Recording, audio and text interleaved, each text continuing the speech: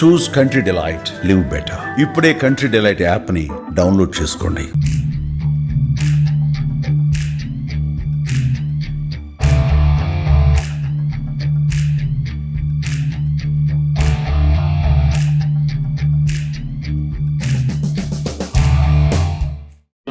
అందరికీ నమస్కారం.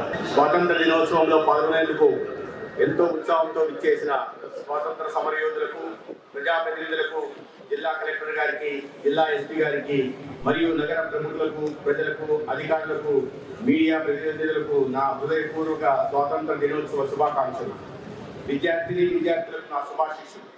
దేశ స్వాతంత్రం కోసం బ్రిటిష్ పాలనకు వ్యతిరేకంగా ఎన్నో ఉద్యమాలు నిర్వహించి తమ ప్రాణాలను సైతం తృణప్రాయంగా అర్పించి మనకు స్వేచ్ఛా స్వాతంత్రం సాధించిన త్యాగమూర్తులకు ఈ సందర్భంగా నమస్సుమాంజలి ఘటిస్తున్నాను.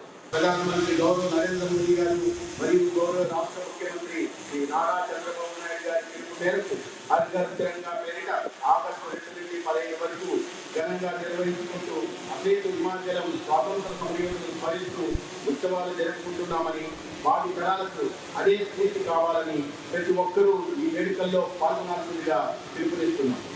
అదే స్ఫూర్తితో నేడు రాష్ట్ర వ్యాప్తంగా కులం, మతం, పార్టీలకు అతీతంగా ప్రజల సంక్షేమమే ధ్యేయంగా అర్హులైన ప్రతి కుటుంబానికి సూపర్ సిక్స్ సంక్షేమ పథకాలతో పాటు మరెన్నో అభివృద్ధి ఫలాలను అందిస్తున్న మన గౌరవ ముఖ్యమంత్రి వర్యులు నవ్యాంధ్ర రథసారథి శ్రీ నారా చంద్రబాబు నాయుడు గారి సారథ్యంలో రాజధాని అమరావతి సహా యావత్ ఆంధ్రప్రదేశ్ పునర్నిర్మాణానికి కృత నిశ్చయంతో ప్రకటన కట్టుకున్న కూటమి ప్రభుత్వం ఆధ్వర్యంలో స్వాతంత్ర దిన వేడుకలను ఘనంగా నిర్వహించుకుంటుంది. సమగ్రాభివృద్ధిలో ప్రజలను భాగస్వామ్యం చేయాలనే గొప్ప ఆశయాన్ని ఈ స్వాతంత్ర దిన వేదిక సందర్భంగా ప్రకటిస్తున్నాం. రాష్ట్ర ముఖ్యమంత్రి ఎన్నికల హామీలలో భాగంగా ప్రకటించిన స్త్రీ శక్తి పథకం ద్వారా రాష్ట్రంలోని మహిళలకు ఉచిత బస్సు సౌకర్యం కార్యక్రమంను ముఖ్యమంత్రి చేతుల మీదుగా ప్రారంభించుకుంటున్నాం. ఈ పథకం ద్వారా రాష్ట్రంలోని సుమారు 2,60,00,000 మంది మహిళలు, ఆడపిల్లలు, ట్రాన్స్జెండర్లకు Palle Velugu, ultra Palle Velugu, city ordinary, metro express వంటి 5 రకాల ఏపీఎస్ఆర్టీసీ బస్సు సర్వీసుల ద్వారా ఉచితంగా ప్రయాణ సౌకర్యం కల్పిస్తున్నాం.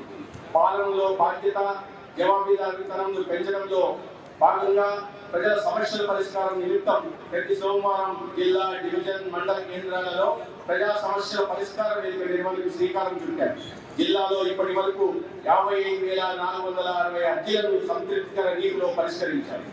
గౌరవనీయులు రాష్ట్ర ముఖ్యమంత్రి శ్రీ నారా చంద్రబాబు నాయుడు గారు స్వర్ణాంధ్ర విజన్ 2047 దిశగా కృషి చేస్తున్నారు. కుప్పంలోని 13 వైద్య ఆరోగ్య కేంద్రాలు అనుసంధానం చేసి ఈ కార్యక్రమం మొదటి దశలో కుప్పం నియోజకవర్గంలో, 2వ దశలో చిత్తూరు జిల్లాలో, 3వ దశలో రాష్ట్ర వ్యాప్తంగా అమలు చేస్తాం.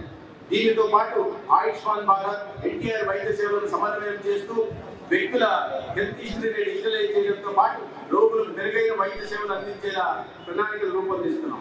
డిజిటల్ నర్వ్ సెంటర్ పూర్తి స్థాయిలో విజయవంతమైతే ప్రపంచానికే నమూనాగా మారుతుంది.